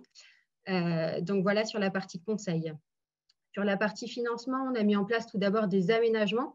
Il y en a certains d'entre vous qui bénéficient peut-être de certains de nos prêts. Donc, on a fait des reports possibles d'échéances si jamais ce n'était pas possible de rembourser tout de suite les échéances auprès de France Active. Donc, sachez qu'il y a cette possibilité-là. Vous pouvez contacter votre conseiller France Active pour voir avec lui et voir si ça peut être mis en place et pour combien de mois, etc. Donc, adapter la situation en fonction de votre capacité de remboursement. Et si jamais vous aviez aussi bénéficié, pour certains d'entre vous, d'un prêt bancaire qui est garanti par France Active, puisqu'on a aussi une société financière de garantie, on maintient dans certains cas notre engagement garanti auprès des banques si jamais elles vous font aussi des reports d'échéance de prêt. Donc, voilà les aménagements qu'on a mis en place dès le printemps dernier.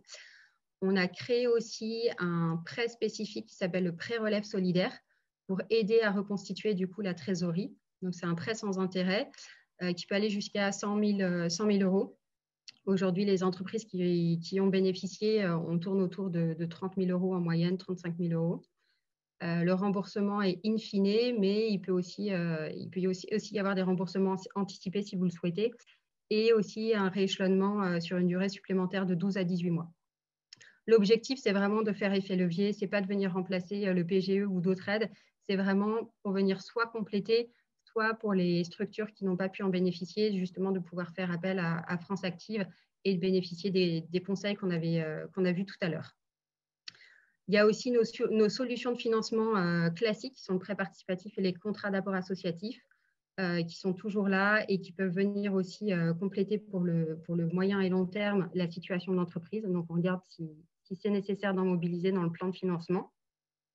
Et on fait appel aussi du coup à nos partenaires.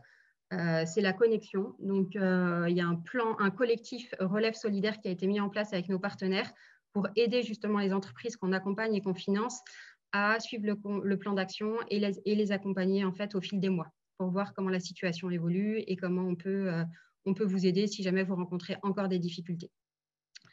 Donc voilà, on a aussi, comme beaucoup d'organismes, mis en place une boîte à outils sur notre site internet où vous retrouverez du coup toutes les aides qui ont été mises en place et les mesures dont vous pouvez bénéficier.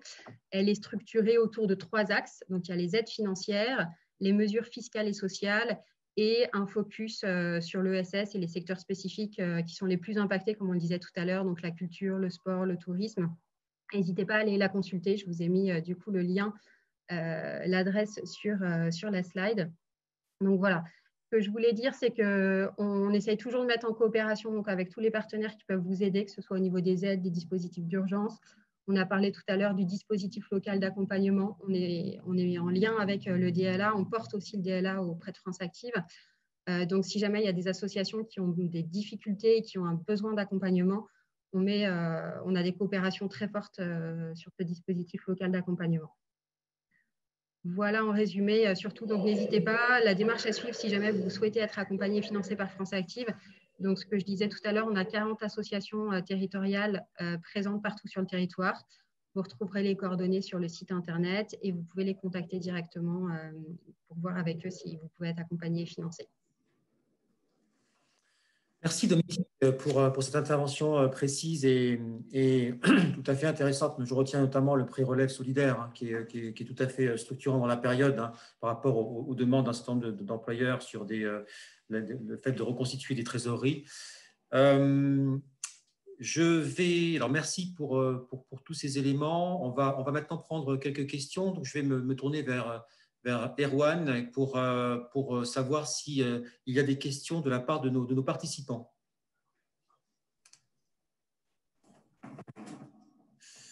Oui, bonjour à toutes et tous. Nous avons quelques questions. La première question concerne...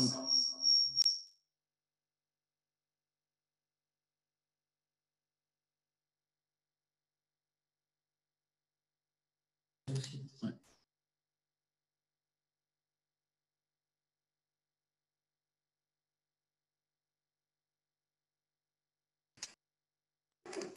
Oui, excusez-nous pour ce petit problème technique. Une première question, ça concerne donc le fonds d'urgence ESS.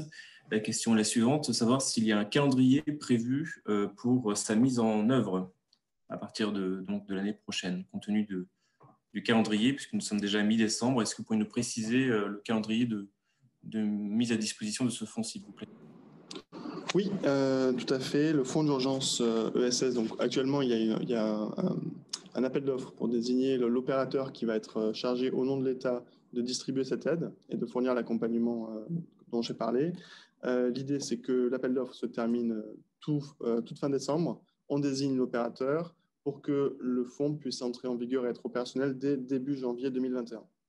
Donc, au début de l'année prochaine, le fonds va être lancé. Je rappelle que c'est une enveloppe de 30 millions d'euros et que le fonds Urgence ESS va vivre sa vie jusqu'à épuisement des fonds disponibles, tout simplement. Donc, si on a un grand succès et que les associations le mobilisent beaucoup, il est possible que le fonds ne dure que 2 ou 3 mois. S'il y a une montée en charge plus progressive, il peut durer plus longtemps, 5, 6 mois. Donc ça sera l'avenir qui nous le dira. Je vous remercie. Une deuxième question concernant l'organisation de la direction régionale des finances publiques. Il y a un inspecteur chargé des associations et un de nos participants souhaiterait avoir des précisions sur son rôle, notamment en termes d'accompagnement en cette période.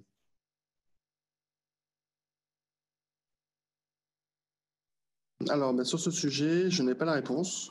Donc, je vais me tourner vers les services au niveau national pour qu'ils puissent me donner davantage d'éléments. Peut-être, Erwan, ce qui serait utile, c'est que vous me passiez le contact de la personne qui vous a posé la question pour que je puisse lui écrire d'ici la fin de la semaine.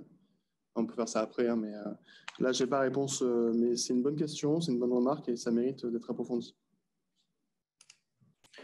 Nous allons vous envoyer les informations sans problème. Merci beaucoup. Une autre question concernant le soutien financier des associations. Est-ce qu'il y a une priorisation du fonds de soutien, notamment sur les secteurs les plus impactés, avec une priorisation des aides qui seraient affectées à ces structures? La question donc, concerne la priorisation de l'affectation.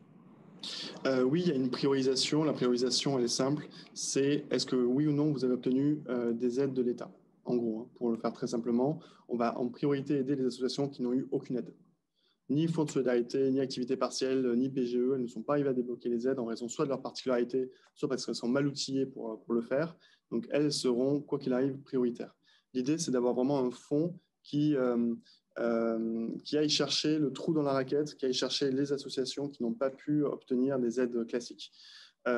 Sachant que par ailleurs, l'opérateur qui sera chargé de distribuer ce fonds pourra aussi servir dans son diagnostic, pourra aussi servir d'interlocuteur en expliquant ah, mais vous n'avez pas obtenu le fonds de solidarité, mais pourquoi? Vous savez, vous avez juste à faire ceci, cela, cela, et vous pouvez en bénéficier. Donc, parfois même, une association qui ne pourrait pas bénéficier du fonds d'urgence pourrait de toute manière obtenir des réponses et aller chercher les aides qui existent déjà. Donc ça, c'est le premier degré de priorité. On a un deuxième degré de priorité qui porte sur, en effet, les secteurs qui sont les plus touchés. Donc là, on s'attend de la même façon que le premier dispositif de secours de l'ESS, on a un retour sur les principaux bénéficiaires et sans surprise, les principaux bénéficiaires sont issus des secteurs qui ont été les plus frappés par la crise, secteur sportif, secteur culturel et en gros tout ce qui concerne l'éducation populaire et le tourisme social. Voilà, ces trois grandes sphères-là qui sont en fait celles qui aujourd'hui ont le plus souffert des conséquences de la crise économique. On a donc ces deux niveaux de priorisation et ensuite évidemment en fonction de chaque cas particulier, l'opérateur qui se chargera de distribuer l'aide aura de toute façon une certaine marge de manœuvre, aura une façon d'apprécier chaque dossier pour savoir ceux qui se justifient d'obtenir l'aide ou non. Nous avons également une question sur l'accompagnement des associations sur la question des prêts, notamment des prêts en quasi-fonds propres. Est-ce que vous auriez des éléments à nous faire part sur les réponses de la BPI, de la Caisse des dépôts, notamment sur ce sujet important, qui viendront aussi compléter l'offre d'aide auprès des associations notamment? Oui, tout à fait. Donc là, on est en train de mener un travail avec la Caisse des dépôts, BPI France et également France Active. Je salue l'intervention de Domiti, pour précisément essayer de voir comment, en termes de renforcement des fonds propres et de renforcement des quasi-fonds propres, par exemple via des prêts participatifs, l'État peut davantage jouer son rôle de soutien aux associations. Pourquoi? Parce que dans le cadre de la relance, l'État va mettre en place ce qu'on appelle des PPSE, des prêts participatifs avec le soutien de l'État, qui sont en fait des prêts en quasi-fonds propres, essentiellement tournés vers les entreprises qui se portent bien, essentiellement au niveau ETI, donc quand même entreprise de taille intermédiaire, donc un niveau assez important de nombre de salariés. Et on craint que ce dispositif ne bénéficie que marginalement aux associations et mécaniquement, notamment les associations de petite taille, qui ne vont pas forcément pouvoir beaucoup en bénéficier. Donc là, on travaille beaucoup avec les différents opérateurs que je mentionnais pour essayer de mettre en place un dispositif de soutien en fonds propres ou quasi-fonds propres. Je ne sais pas encore exactement quelle forme ça va prendre. Ça peut être de la garantie. Par exemple, l'État va garantir un prêt qui sera délivré par BPI, mais on est dessus et c'est vraiment une des priorités de la rentrée parce qu'on sait très bien que le vrai rebond du tissu associatif, une fois qu'on aura passé la crise, ça sera le renforcement de leurs fonds propres. Donc ça, on l'a bien identifié. Une dernière question concernant la relance par la demande. notamment sur la question des adhésions et puis aussi de l'activité même des associations, notamment dans le sport, dans la culture ou d'autres. Est-ce que le gouvernement pourrait s'engager à accompagner l'économie sociale et solidaire par une sorte de campagne de communication qui permettrait d'accompagner et d'encourager les Français à pouvoir se réengager dans les associations, notamment au printemps, mais aussi dans l'anticipation pour préparer la nouvelle saison à partir de septembre prochain? C'est une très bonne question. Donc, comme vous le savez, notamment sur le secteur du sport, il y a un passeport qui a été lancé pour essayer de prendre en charge une partie des adhésions, essayer de soutenir financièrement le secteur sportif. Ça ne concerne pas nécessairement d'autres secteurs, notamment l'éducation populaire, qui serait pourtant légitime à bénéficier d'une aide de cette nature. Donc, qu'est-ce qu'on peut faire? L'analyse qu'on a, c'est qu'on ne sait pas vraiment de quoi 2021 va être fait, mais on est quand même inquiet. On est inquiet pour plusieurs raisons. On est inquiet parce que les associations qui ont bénéficié notamment d'adhésion à l'automne 2020 n'ont pas forcément demandé les aides et qui vont se retrouver dans une situation financière préoccupante, pas maintenant, mais dans 3 ou 4 mois, au printemps 2021, qu'est-ce que concrètement on va pouvoir faire pour elles?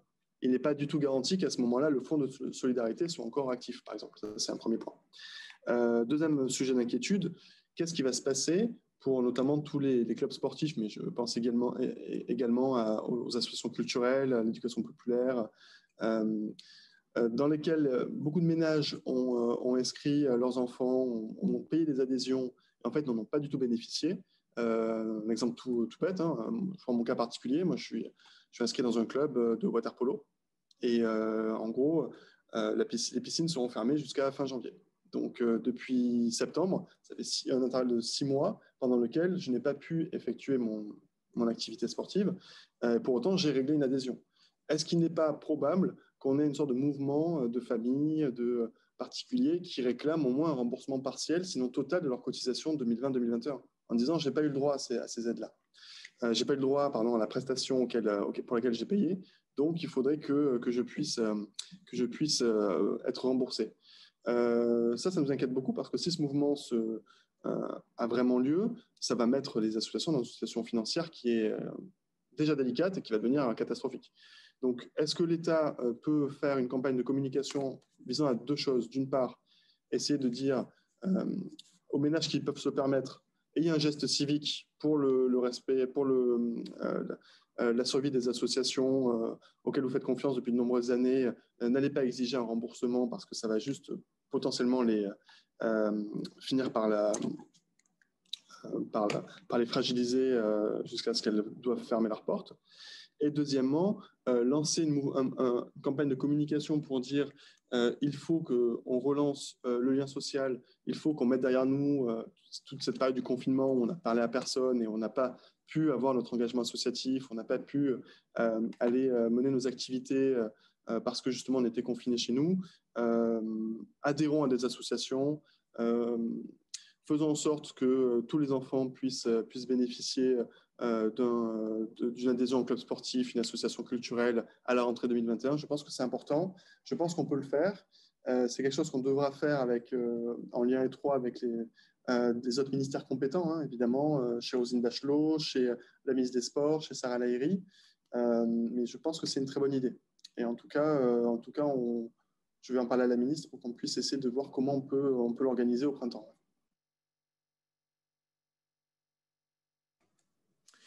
Bien, merci Pierre-Alain pour l'ensemble de ces réponses à nos questions et aux questions de nos participants.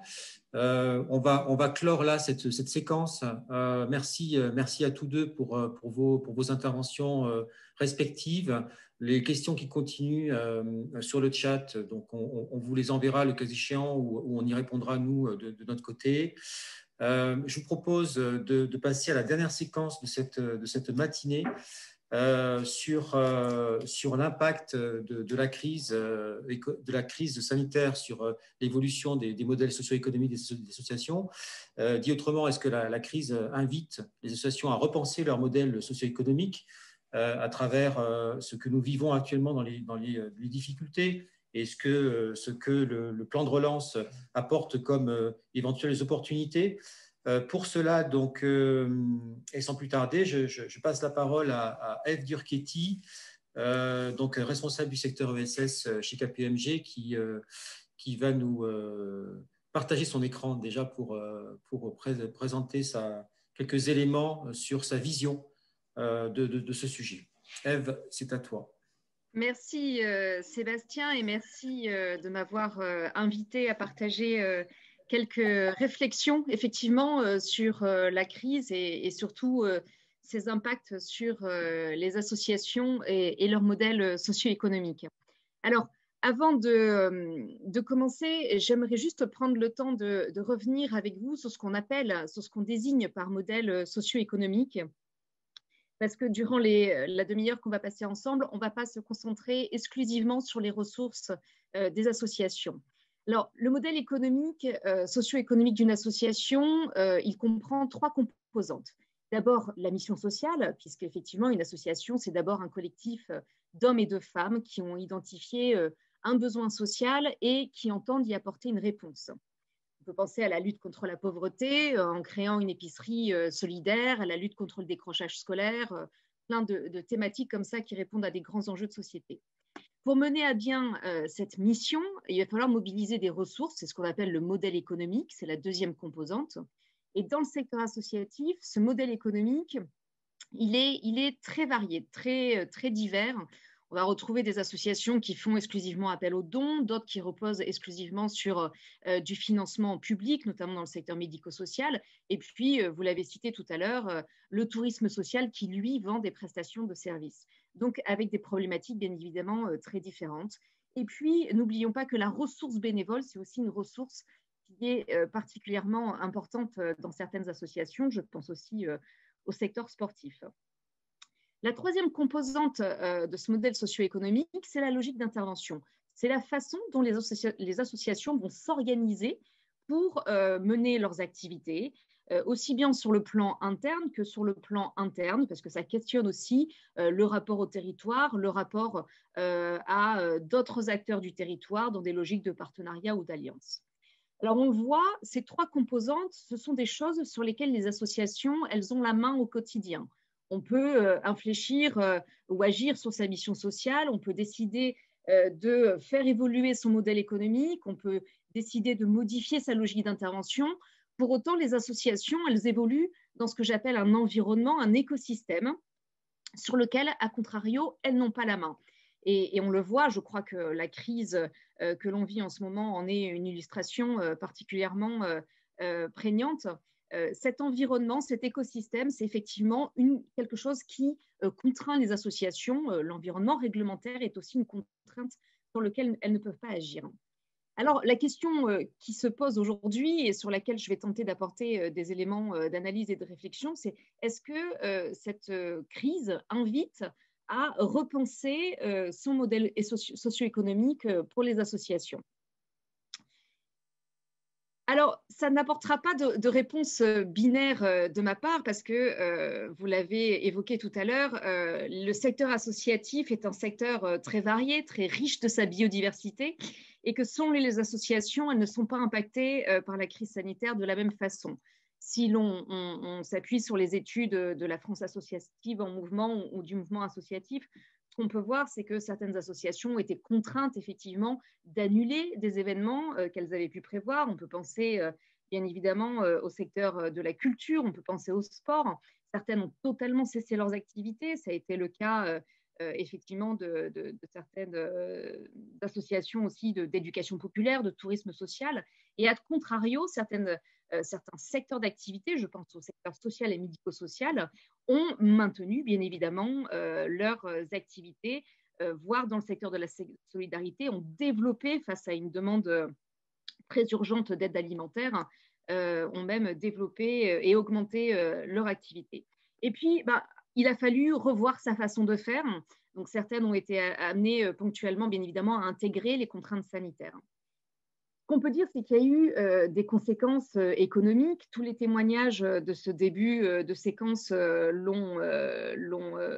ont pu apporter effectivement ces éléments très concrets. On peut parler des pertes de revenus, des difficultés de trésorerie, Ce qu'il faut qu'on se pose comme question aujourd'hui, c'est est-ce que ces éléments vont impacter très durablement les associations ou est-ce qu'il s'agit simplement d'une crise très conjoncturelle autour desquelles les associations ou nombre d'entre elles vont pouvoir revenir à une certaine normalité. Alors, ce qu'on voit au niveau de la mobilisation de la mission sociale, c'est qu'effectivement, les associations se sont mobilisées dans l'urgence. Et ce qu'a révélé la période, c'est au fond, elle a mis en lumière toute l'utilité sociale de ces associations qui ont joué ce rôle d'amortisseur. Vous avez évoqué les aides à domicile qui étaient en première ligne. Vous avez évoqué effectivement les associations de solidarité qui étaient présentes. Tout ce secteur associatif qui a répondu présent, qui a manifesté de la solidarité. Et donc, au fond, ça n'a fait que révéler toute l'ampleur de leur mission sociale. Donc, sur cet élément-là, on ne peut pas dire que les choses aient bougé dans les associations, mais plutôt ont révélé l'ampleur de ce qu'est leur mission au quotidien et de cette utilité sociale renforcée. Alors, bien évidemment, il y a eu une certaine prise de conscience sur peut-être de nouveaux enjeux ou des enjeux qui sont aujourd'hui plus saillants, mais qui ne concernent pas exclusivement les associations. Sur le plan du modèle économique, vous l'avez évoqué tout à l'heure, tout un dispositif d'aide, de compensation a été mis en place. Donc, ça va effectivement de façon très ponctuelle répondre aux préoccupations et aux difficultés des associations. Pour autant, ce qu'on peut dire, c'est que les modèles économiques ne vont pas être de façon structurelle modifiés. Il ne va pas y avoir des effets de substitution d'un type de ressource à une autre. Par exemple, les associations qui organisent des gros événements pour faire appel à la générosité du public vont continuer demain à faire appel à la générosité du public parce que c'est leur modèle. Les associations, effectivement, du secteur médico-social sont structurellement financées sur fonds publics. Donc, tout cela va continuer. On n'aura pas ces effets de substitution d'une ressource par une autre.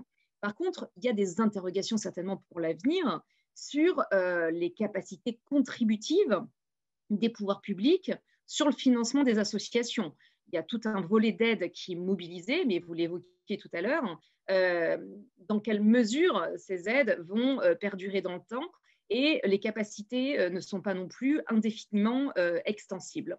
Donc ça va poser, là je pense, un certain nombre de questions. Vous l'avez évoqué tout à l'heure, certaines associations ne vont pas passer le cap de la crise, ne vont pas survivre. D'autres vont trouver effectivement des systèmes un peu palliatifs qui vont leur permettre de retrouver une vie normale, à quelques exceptions près quand même.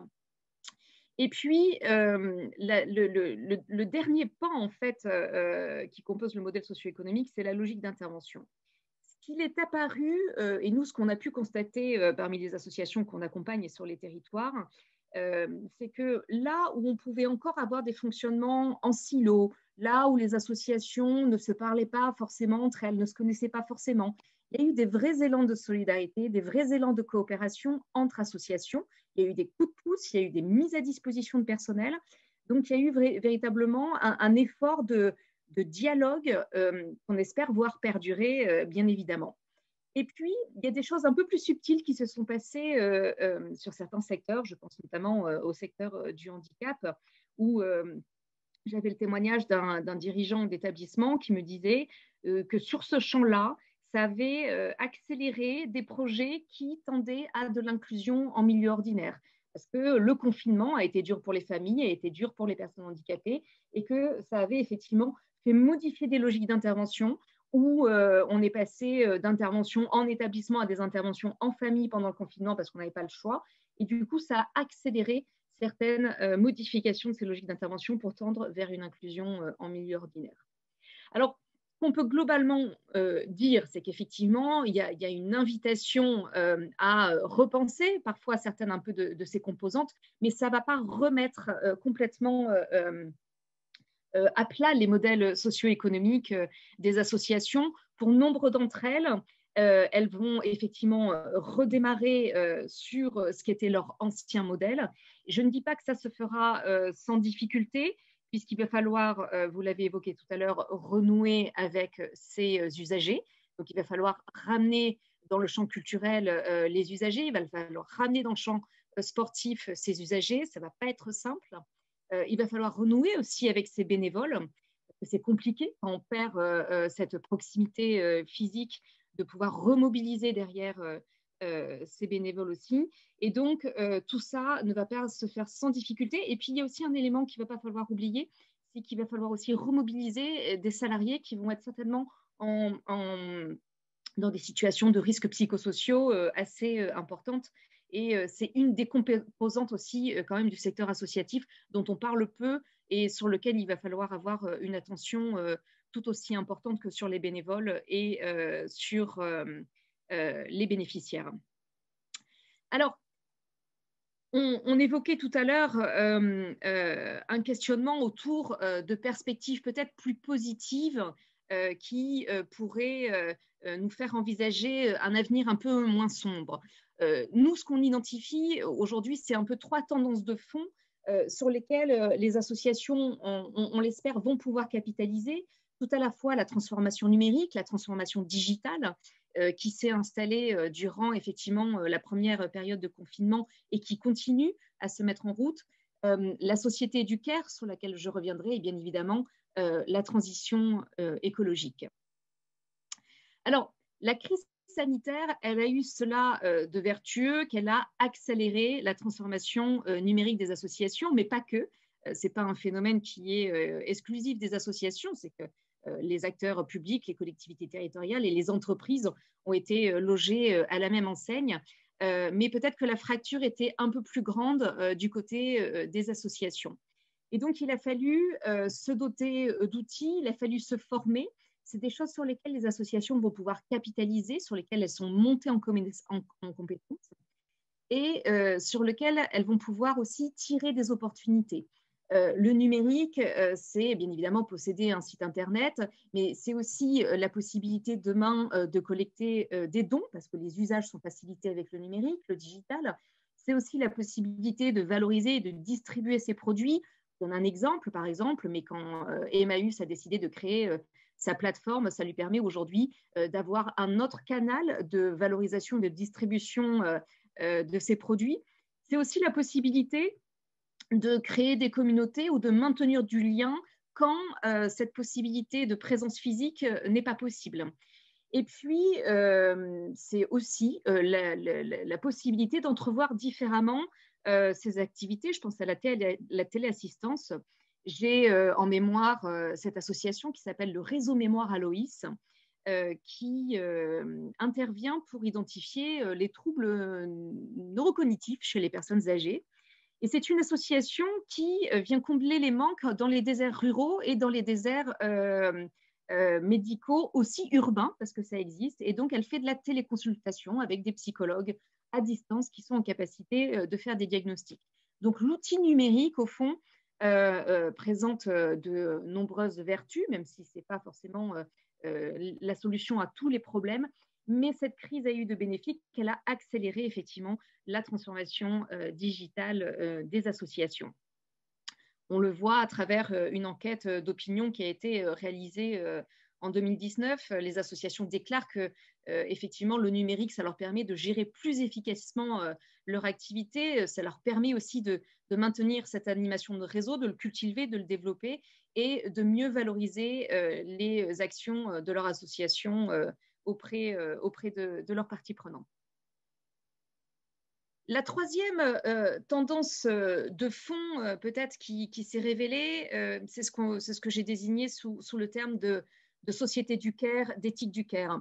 Alors, c'est une notion qui revient régulièrement dans les débats, qui est réexposée, qui est réexpliquée. Qu'est-ce que ça veut dire, la société du care? La société du care, c'est la société du prendre soin. C'est plus largement la société qui nous permet d'être ensemble, qui privilégie les valeurs de proximité, de solidarité, qui privilégie la coopération plutôt que la compétition. Et ce que la crise, au fond, a révélé, c'est que tous ces emplois de proximité durant la crise, ce sont ces emplois auxquels on ne prête pas forcément attention, qui ne sont pas forcément valorisés mais qui ont permis, dans cette période de crise, de prendre soin de nous, de prendre soin de la société. Je pense aux éboueurs, je pense aux caissiers, je pense aux aides à domicile, au personnel soignant.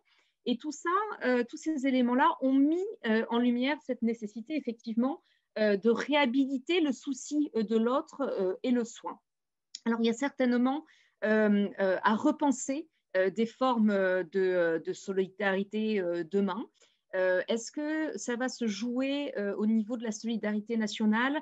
Je n'en suis pas sûre. La question reste totalement ouverte. On sait que c'est aujourd'hui le premier socle de protection sociale et que derrière ça, il y a d'autres pans qui viennent apporter des réponses à ces enjeux de solidarité et de cohésion sociale. Le secteur associatif prend sa part, les mutuelles en prennent une autre.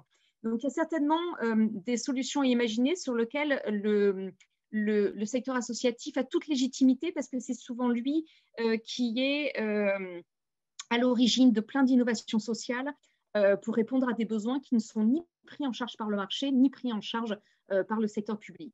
Alors, vous savez aujourd'hui qu'il y a au fond deux modèles qui s'opposent. Il y a une tendance très forte et un appel très fort à l'ESSisation en opposition au modèle d'ubérisation, au modèle d'économie de plateforme.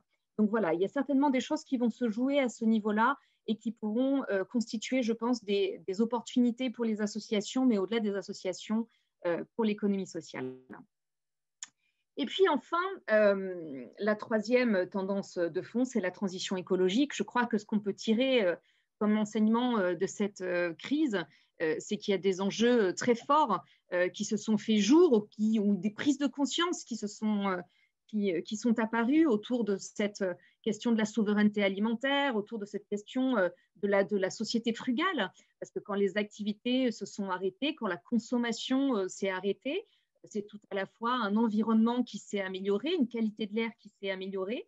Donc tout ça aujourd'hui questionne énormément la société. Et quand on parle d'éthique du care, de société du care, il y avait Joanne Tronto avait une jolie formule. Elle parlait de l'éthique du care comme d'une manière de réparer le monde. La transition écologique va participer effectivement à cette façon de réparer, mais de concevoir aussi peut-être une société qui soit plus résiliente et plus solidaire, peut-être plus frugale. Il y a aujourd'hui beaucoup d'opportunités à saisir pour les acteurs associatifs positionnés sur le champ de l'environnement. On le voit, il y a des initiatives citoyennes qui émergent autour de la production d'énergie sur des territoires. Il y a beaucoup d'initiatives en matière d'économie circulaire, d'économie du partage. Et d'ailleurs, beaucoup d'initiatives, comme l'a rappelé Pierre-Alain Sartoux, qui sont soutenues par le gouvernement, soutenues par l'État. L'ADEME avait identifié que l'économie verte était celle dans laquelle se situaient demain et aujourd'hui, je dirais même, beaucoup de gisements d'emplois. Et qu'aujourd'hui, il y a des appels à manifestation d'intérêt qui sont lancés par l'ADEME auxquels les associations peuvent répondre pour tout à la fois sélectionner des innovations en matière environnementale ou faire changer d'échelle des projets qui, justement, participent à cette transition écologique. Donc, voilà ce que je voulais partager avec vous, quelques réflexions autour de la crise sanitaire, non pas vue exclusivement sous l'angle des difficultés qu'elle pose bien évidemment aux associations, mais aussi aux bénéficiaires, aux usagers de ces associations, à leurs salariés, à leurs dirigeants associatifs, à leurs bénévoles, mais plutôt essayer de positionner cette crise sanitaire avec tout ce qu'elle a réveillé et suscité comme étant peut-être un champ des possibles pour les associations et une source d'opportunités pour demain. Voilà, je vous remercie en tout cas pour votre attention et je reste présente pour échanger avec vous. Merci Ève pour ces propos d'ouverture, un peu en perspective en quelque sorte sur la façon dont les associations peuvent se saisir des nouvelles opportunités avec au fond ce que je retiendrai de ton intervention, c'est que la situation n'est pas binaire et qu'il y a des associations qui, après la crise passée, vont retrouver leurs activités et progressivement leur mode d'approche des différents sujets sur lesquels elles interviennent. Il y a des associations qui vont, elles, se saisir de ces questions-là de façon plus structurante. Je vous propose, je me tourne vers Erwan pour voir s'il y a des questions, mais manifestement, il n'y en a pas. Donc, vous propose peut-être de clôturer nos travaux pour cette matinée, à moins que certains intervenants souhaitent préciser 2-3 choses ou des choses complémentaires par rapport aux interventions de ce matin. Je me tourne vers les uns, vers les autres. Nous poursuivons par conséquent donc, la réflexion dans le cadre des réponses qu'on pourra apporter à l'issue de ce webinaire.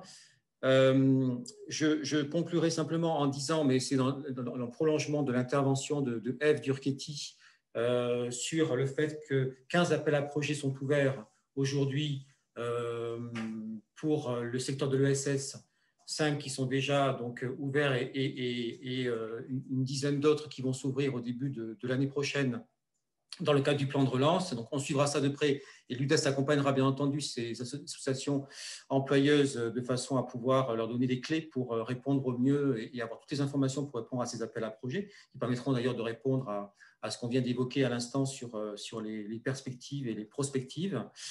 Il me reste à remercier donc l'ensemble des intervenants, nos employeurs témoins, Bastien Algouzi, Jean-Pierre Garcia, Serge Magna, bien entendu Pierre-Alain Sartou, directeur adjoint de cabinet d'Olivia Grégoire, Dominique de Martial de France Active, Ève Durchetti de KPMG et bien entendu notre président Hugues Widor d'avoir participé à cette matinée riche et je l'espère fructueuse et qui nous permettra d'avancer. Je remercie également notre partenaire de la matinée, AG2R La Mondiale, sans qui cette manifestation n'aurait pas été possible. Écoutez, on va continuer, nous, à œuvrer au niveau de l'UDES pour informer, sensibiliser, mobiliser autour des dispositifs à disposition des associations, être aussi une vigie vis-à-vis du gouvernement et de l'ensemble des parties prenantes pour permettre que les situations difficiles que nous rencontrons encore actuellement puissent trouver réponse. Et puis, nous aurons l'occasion de revenir, bien entendu, sur le comité de suivi national du plan de relance et les comités de suivi territoriaux pour nous permettre effectivement d'accompagner ces mutations dans le temps et en espérant que nous pourrons très rapidement fêter un déconfinement définitif que nous espérons le plus rapide possible. Voilà, je vous souhaite à tous une excellente journée, de très bonnes fêtes de fin d'année et je vous dis à très bientôt dans nos événements digitaux. Au revoir.